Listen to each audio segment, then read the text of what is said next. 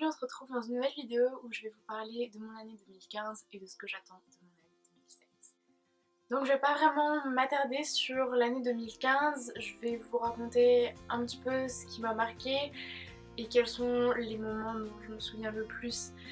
Je vais surtout essayer de vous parler des moments positifs parce que les moments négatifs de cette année-là sont des moments assez lourds pour moi. Et ce serait un petit peu trop dur pour l'instant d'en parler. Donc j'ai en face de moi pas mal de photos qui résument plutôt pas mal mon année. Il y a d'ailleurs des photos qui datent de l'année 2014, mais enfin voilà, c'est des photos d'amitié de 2014 qui finalement se sont prolongées en 2015 pour une très grande partie d'entre elles. Donc on va prendre dans l'ordre. Donc la première photo que je vois, c'est la photo du mariage de mon frère. Donc c'est une photo à la mairie où il est avec sa compagne, maintenant sa femme. Et enfin voilà, ce mariage là c'était en septembre à Paris. Je pense que vous avez dû voir des photos sur Instagram. Mais donc vraiment ce mariage là a été très très fort en émotion pour moi parce que mon frère ça a toujours été mon modèle depuis que j'étais petite. Et c'était un des seuls hommes de ma vie si je puis dire. Enfin c'est vraiment un des hommes qui a qui a vraiment fait qui a fait toute mon enfance. Donc voilà, quand j'étais petite, j'étais très proche de mon frère. Maintenant je le suis un petit peu moins parce que forcément, enfin voilà, j'ai moins de temps, il a moins de temps aussi, il a ses deux petits bouts de chou, il habite loin, enfin voilà. Mais en tout cas mon frère c'est quelqu'un à qui je tiens énormément, c'est vraiment quelqu'un que j'aime vraiment beaucoup. Toute ma famille le sait, mon frère c'est mon frère quoi, et ben voilà. Mais je l'aime très très fort et au mariage j'ai beaucoup pleuré, mais vraiment beaucoup. Et peut-être même trop, mais je sais pas, j'étais tellement émue que ça m'a fait pleurer toutes les larmes de mon corps, ça faisait très longtemps que je l'avais pas vu, donc voilà. Ensuite, qu'est-ce qu'on a? Ensuite, on a une série de photos avec ma nièce et ma sœur, donc la fille de ma sœur qui est désormais ma filleule. Voilà, donc en 2015 j'ai été marraine, enfin ma sœur m'a demandé d'être marraine de sa petite fille. Donc voilà, je suis vraiment trop contente de ça. Ma sœur et ma nièce, je les aime trop, enfin c'est une tuerie. Je les aime trop, c'est voilà. Un petit rayon de soleil, voilà. C'est une photo de moi petite, non c'est pas vraiment ça. Ensuite, oui, on a Asia. Asia, c'est ma correspondante allemande que j'ai rencontrée en 2014. Mais donc en fait cet été, je suis allée la voir, je suis allée lui faire une surprise. C'était le 18 juillet. On ne s'était pas vu depuis novembre, en novembre-décembre. Et voilà, en juillet, j'avais décidé que j'allais aller la voir en Allemagne.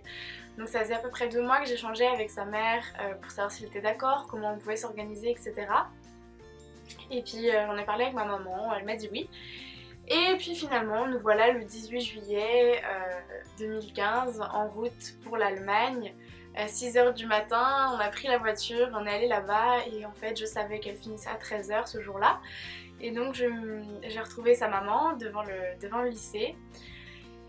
Et j'étais de dos et en fait, je vous raconte un petit peu, j'étais de dos et comme j'ai les cheveux longs, généralement on me reconnaît à ça. Et il y a une de ses amies, Yana, à qui je fais des bisous, elle dit à Asia, oh Asia, c'est Anne-Sophie, et évidemment Asia l'a pas cru parce que voilà, c'était improbable que je sois là.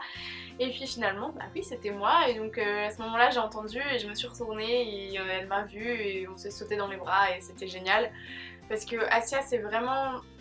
Enfin, c'est pas juste une correspondante pour moi, c'est vraiment une amie, c'est ma sœur, on est tellement proches et on s'est tellement entendu vite que ça a été comme une évidence.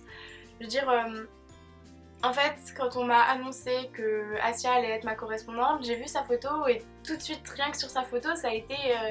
J'étais tellement contente rien qu'en voyant sa photo que ça pouvait être que positif comme expérience. Et à partir de là, on s'est parlé et enfin voilà, on s'est parlé, on était déjà très amis rien qu'en se parlant par message, avant même de s'être rencontrés. Et alors le jour où elle est arrivée, c'était le 4 octobre. Le 4 octobre, je l'ai vue dans le bus qui arrivait d'Allemagne et sans même dire un mot, elle est descendue du bus, on s'est pas parlé et on s'est sauté dans les bras tellement on s'adorait déjà quoi. Donc voilà, Asia c'est vraiment... Voilà. Ensuite Justine. Alors Justine, c'est une fille que j'ai rencontrée, c'est pas juste une fille, hein, c'est vraiment beaucoup, beaucoup plus que ça. Justine, c'est une amie que j'ai rencontrée quand on est allé en Slovénie ensemble. En fait, on allait en colo. Et dans le bus, voilà, il y avait une place à côté de Justine et je me suis assise à côté d'elle puisque de toute façon je ne connaissais personne, donc voilà. Et en moins de 10 minutes, on savait tout de la vie de l'autre. Ça s'est fait très très vite, on s'est également très très vite entendu. Je pense que c'est avec les personnes avec qui on s'entend le plus vite et avec qui on rigole le plus vite qu'on a les meilleures et les plus belles amitiés. Donc Justine, je la connais depuis le 19 octobre 2014. Enfin voilà, Justine, je connais toute sa vie, elle connaît toute la mienne, enfin voilà, chacune à peu près. Et même si on n'a pas la possibilité de se voir autant qu'on le voudrait, on est toutes les deux très liées. Enfin, je pourrais pas imaginer ma vie sans Justine parce que vraiment elle est très importante pour moi, c'est un des piliers de ma vie. Là on arrive sur les photos avec mon chéri, donc là je ne saurais trop que vous dire. Mon chéri c'est l'amour de ma vie, je l'aime trop ce garçon, je l'aime trop.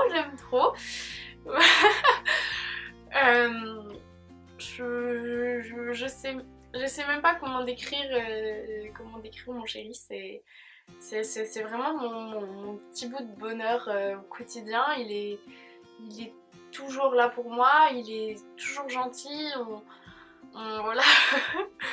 J'ai pas grand chose à dire à part que je l'aime très fort, que je suis éperdument amoureuse de lui. Ensuite, dernière personne dont je pense que je dois vraiment vous parler, c'est de Flavie. Flavie, c'est une amie très proche que vous avez déjà vue dans une vidéo, c'était le Whisper Challenge. Et Flavie, en fait, je l'ai également rencontrée en Allemagne.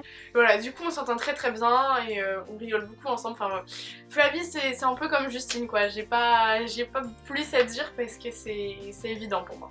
Ensuite, il y a plein de personnes dont je pourrais vous parler de la fin de mon année de 3ème.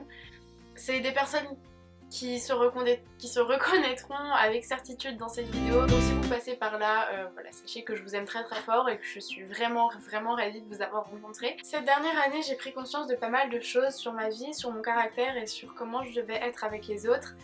Et c'est vraiment quelque chose que je voudrais continuer de mettre en place entre guillemets en 2016. Puisque je me rends compte en fait exactement du type de personne que j'apprécie et avec quel type de personne je peux m'entendre. J'ai vraiment découvert des choses sur des gens que je pensais honnêtes avec moi, alors qu'au final pas du tout. Et comme je l'ai dit, peu importe les personnes, peu importe l'endroit où je les ai rencontrées, que ce soit avant ou après le lycée, j'ai découvert des choses sur des gens et enfin je sais pas, j'ai été vraiment déçue de beaucoup de monde.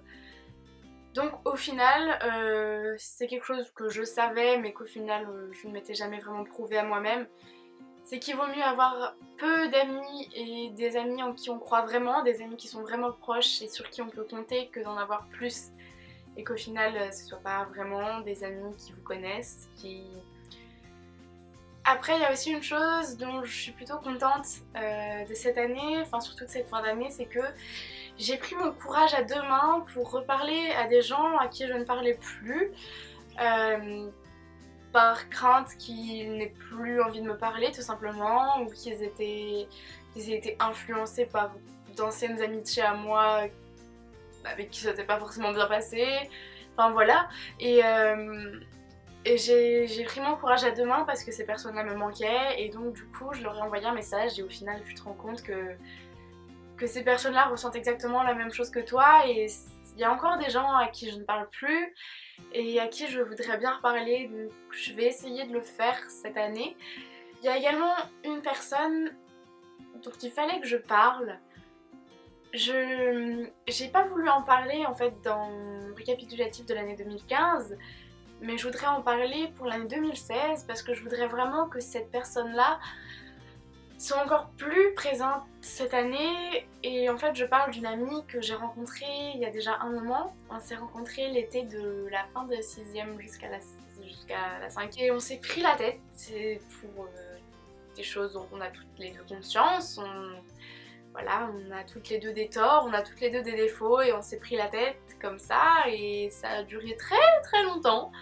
On ne s'est plus parlé et au final c'est le fait de s'être disputé comme ça et d'avoir complètement coupé les ponts pendant plus d'un an qui a fait qu'on a pris conscience du point auquel on avait besoin l'une de l'autre et du point auquel on se manquait tout simplement. Voilà, et en fait, c'est une amie qui habite pas du tout dans la même région que moi. C'est évidemment assez difficile pour se voir. Les fois où on est allé l'une chez l'autre, on a pris l'avion, quoi, et c'est pas facile de prendre l'avion tout le temps. Donc j'aimerais vraiment qu'en 2016, peu importe le moment, on puisse réussir à se voir, on puisse réussir à remettre en place notre amitié, encore plus que par message, parce que par message évidemment c'est pas la même chose qu'en face, mais je sais très bien que notre complicité et tout ça, ça n'aura pas disparu parce qu'on était tellement proches, on s'aimait tellement que je vois pas comment ça aurait pu partir, donc voilà. En fait l'année 2015 ça a été un petit peu l'année de tous les supplices pour moi et j'ai encore pas éliminé toutes les choses de ma vie qui me gâchent un peu la vie, mais du coup j'ai éliminé déjà quelques petits trucs, il y a des choses que je ne peux pas enlever, c'est comme ça. Mais l'année 2016 va vraiment être une année, comme le dit ma maman, d'épanouissement pour moi. J'aurai vraiment tout ce qu'il faut pour être heureuse, mon chéri, mes amis et une orientation qui me plaît. Enfin voilà, en gros, mon objectif de 2016, c'est pas vraiment de prendre des résolutions, de manger plus sain, de faire plus de sport, de ceci, cela. C'est d'être heureuse tout simplement et je veux vraiment éliminer ce qui me gâche la vie de ma vie et prendre tout ce qui est positif, essayer de ne pas voir le négatif, toujours voir le verre à moitié plein et pas à moitié vide. Voilà, je veux vraiment voir que le positif et je vous le souhaite également.